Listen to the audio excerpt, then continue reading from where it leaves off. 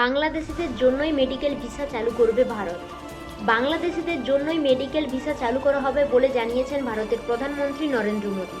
এছাড়া রংপুরে নতুন একটি সহকারী হাইকমিশন খোলার উদ্যোগ নেওয়া হয়েছে বলে জানান তিনি। শনিবার 22শে জুন দিল্লির হায়দ্রাবাদ হাউসে বাংলাদেশের প্রধানমন্ত্রী শেখ হাসিনার সঙ্গে দ্বিপক্ষীয় বৈঠক শেষে দেওয়া বিবৃতিতে এসব তথ্য জানান মোদী।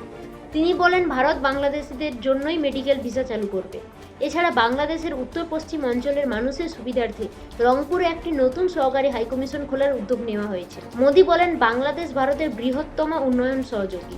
বাংলাদেশের সঙ্গে ভারতের সম্পর্ককে সর্বোচ্চ অগ্রাধিকার দিই। টি-20 বিশ্বকাপে বাংলাদেশ ভারতের মধ্যে হতে যাওয়া ম্যাচের জন্য দুই দলের জন্য শুভকামনা জানিয়েছেন মোদী। শেখ হাসিনা মোদীর বৈঠক নিয়ে ভারতের পররাষ্ট্র মন্ত্রণালয় জানান, প্রধানমন্ত্রী নরেন্দ্র মোদী এবং বাংলাদেশের প্রধানমন্ত্রী শেখ হাসিনা দুই দেশের মধ্যে ঐতিহাসিক বন্ধন আরও গভীর করার লক্ষ্যে আলোচনা করেছেন। এই আলোচনায় উন্নয়ন, অংশীদারিত্ব, জ্বালানি, পানি সম্পদ, বাণিজ্য, প্রতিরক্ষা সহযোগিতা সহ দ্বিপাক্ষিক সহযোগিতার বিভিন্ন ক্ষেত্রকে অন্তর্ভুক্ত করা হয়েছে।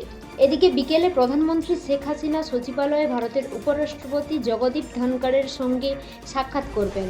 এরপর রাষ্ট্রপতি ভবনে ভারতের রাষ্ট্রপতি দ্রৌপদী মুর্মুর সঙ্গে সাক্ষাৎ করবেন তিনি। সন্ধ্যা 6টায় শেখ হাসিনা বিমান বাংলাদেশ এয়ারলাইন্সের ফ্লাইটে নয়াদিল্লি ত্যাগ করবেন। রাত 9টায় তিনি ঢাকায় অবতরণ করবেন বলে আশা করা হচ্ছে।